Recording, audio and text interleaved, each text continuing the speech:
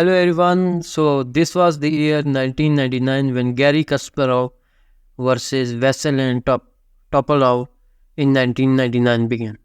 So this was the one of the greatest chess match. So today we'll be talking about and reviewing.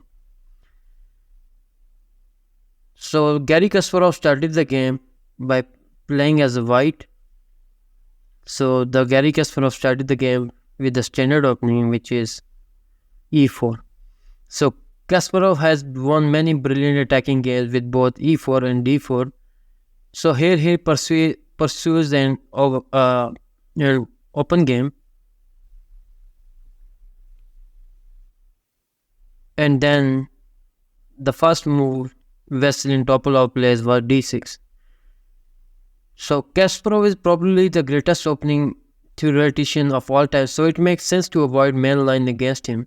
Topalov selects the less common Pirc defense, but now he runs the risk of getting in trouble not because he is out prepared with the d6 pawn, but because the opening may be slightly dubious at the highest level. So this is not commonly used because you can guess right in the opening. So today's video is sponsored by chess.com. Before moving toward the second move, please make sure to like and subscribe. So the next move which Kasparov plays was d4. So it is of course the correct to establish the perfect pawn center against almost any hypermodern opening. So I think he did. The Garry Kasparov is going for some good game here because he knows how to play his opening. So the next move was knight to f6. So Topalov attacks the e4 pawn. So a difference between the King's Indian defense and the Pirc defense is that it is natural now to play knight c3. So which blocks the c pawn that has already advanced to the c4 in the King's Indian.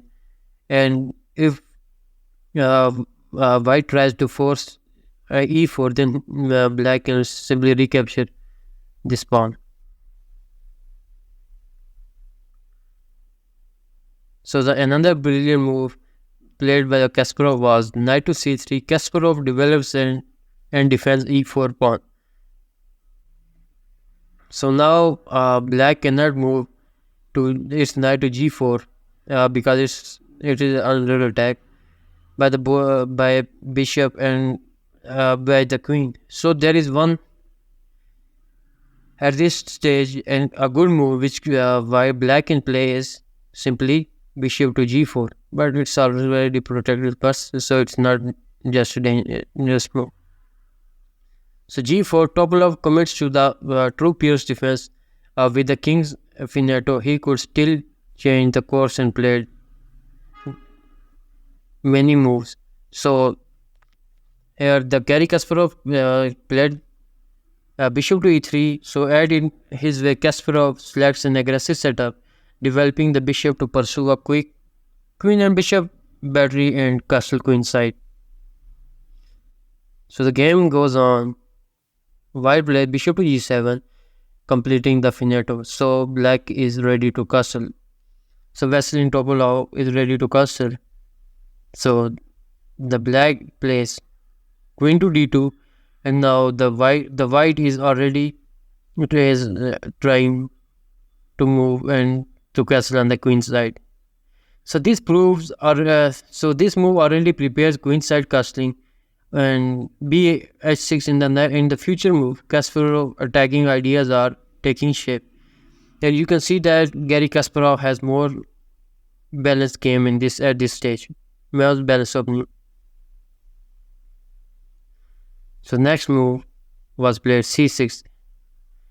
At this stage, in the fifth move of black could have played knight to g4 or some other move, but at this stage he played c6. So an intriguing and flexible move. Rather than castling,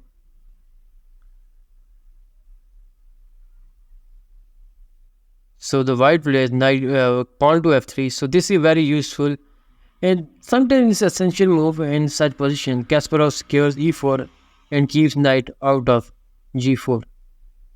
So the game goes on with the b5. Topalov expands on the queen side, creating prospect for attacking on white's king after castling.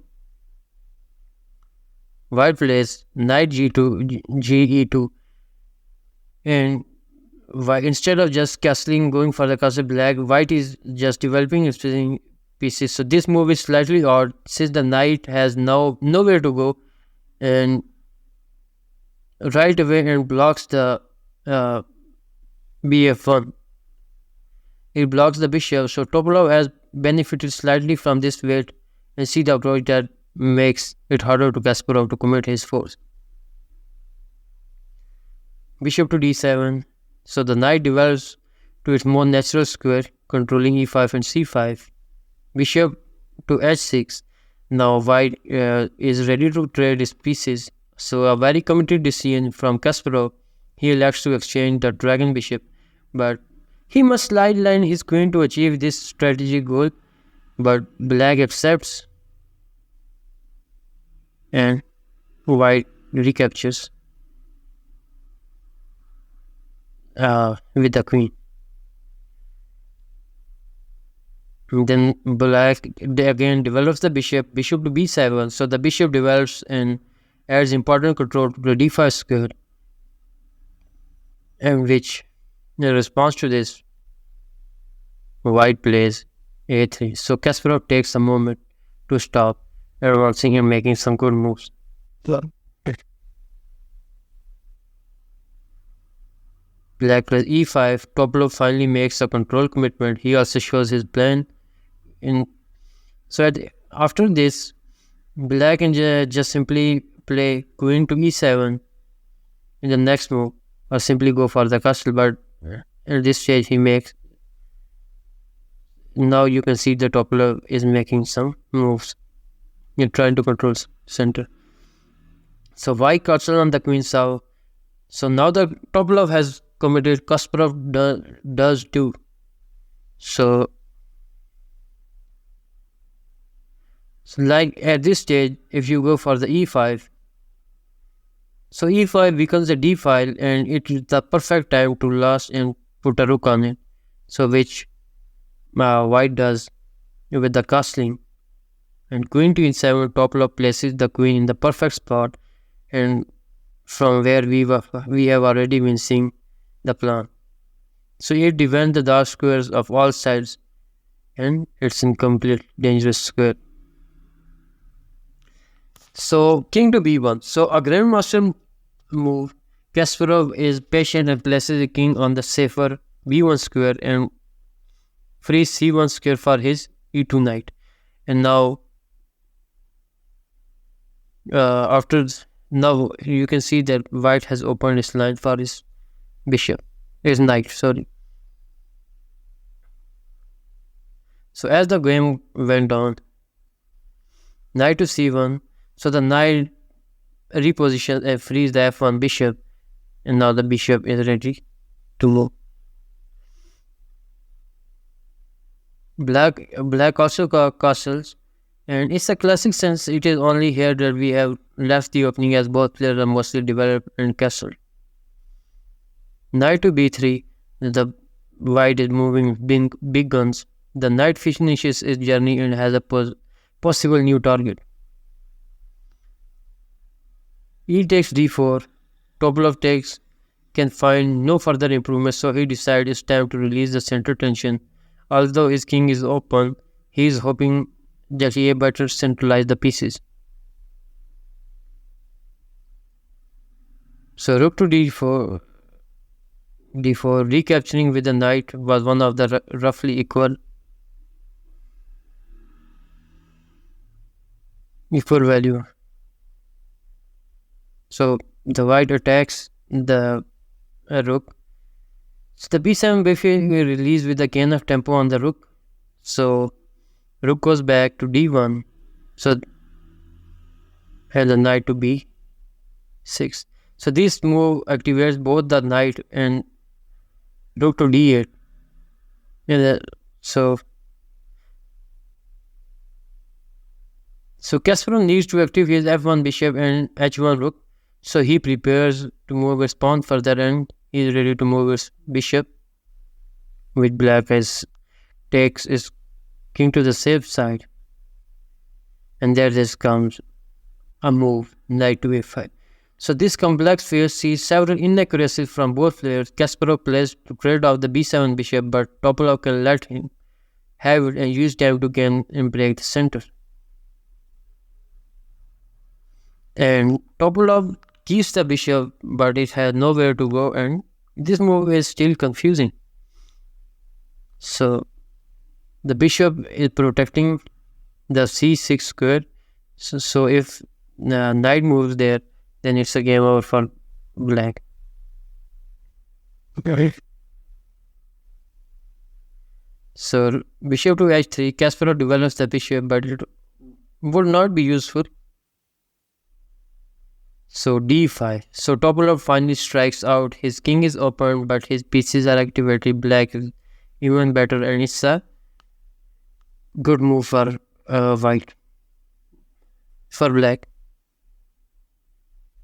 So queen gives a check with queen to f4, the queen. So Topalov secures his king. And rook to h1. So Kasparov finally develops the last piece. Don't wait until 21st move to develop your rook. So you can just simply activate your pieces as soon as possible.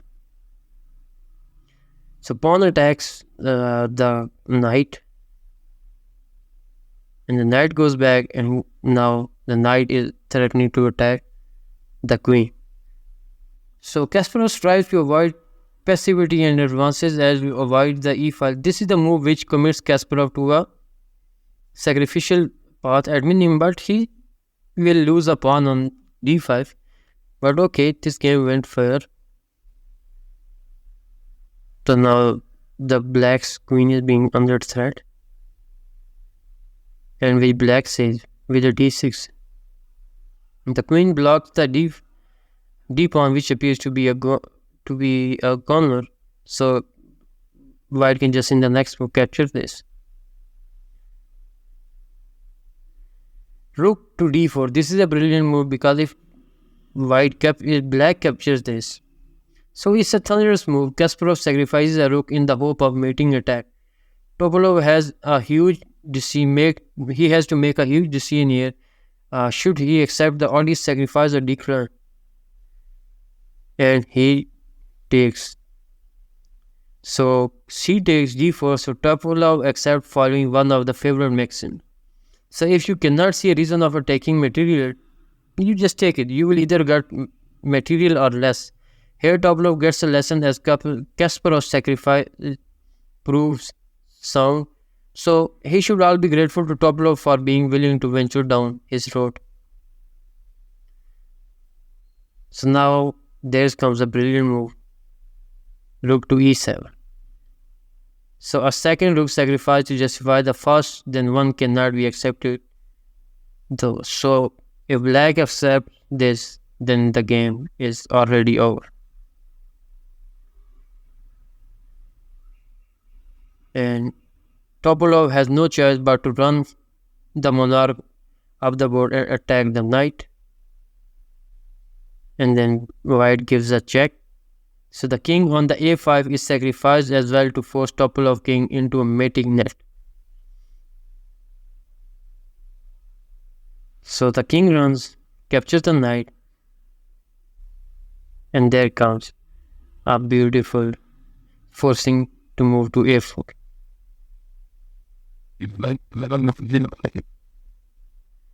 And then white plays queen to c3. So the Kasparov threatens mate with queen to b3 in the next move. So here comes.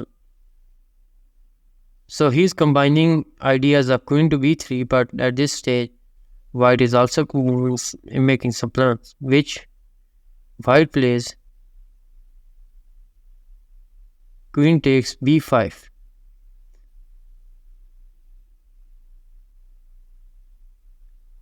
And then white plays rook to a7. and bishop to b. So the only viable way to defend this ace square is to give up the bishop, which white kept. Kasparov takes the bishop, but he gives Topalov a moment to organize a defense, and he is still down the rook. So Topalov offers a queen trade and resolved to threat queen b3, but surrenders the knight on f6, which white captures. So of course Kasparov would never trade queens, but he would win a knight with the very implications. So the game goes on. King takes the pawn, and now black gives. The play is forced from on.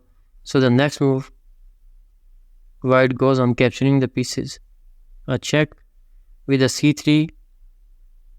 So the Kasparov shows that attack is not over. Topalov has no good way to respond. King takes c3. So this is the most logical move. And the game goes on. Queen to b3. So Kasparov continues the hunt, can attack.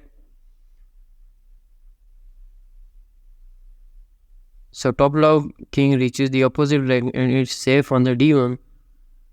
So Kasparov is out of checks and still down material. Plus, and bishop to f1 is amazing. Kasparov delivers a shot that wins the game. The bishop cannot be taken and attacks the queen. And the queen cannot defend checks on the c1, c2 and e2. So in any square in the below square. So rook to d2. So a great try from Topalov. He leaves the queen hanging and counter-attack Kasparov queen. Once again it appears that Topalov has saved the game. But at this stage, Garry Kasparov offers a rook exchange and wins the free queen. So now game is over in less than a minute. So c3 is threatening a winning. So the Garry Kasparov moves. And then here comes one of the few last moving, scaring the f-file. And now the game can end in just few moves. So at this stage, queen to a7 defending h2 due to queen 1 and threatening both queen to e3 and queen can take a7. Topalov selected a good moment to resign. So here the Garry Kasparov won the game by resignation. So this was one of the best chess matches of all time. And if you like the video, please make sure to like and subscribe. Furthermore, and I hope to see you in the next video. Thank you so much.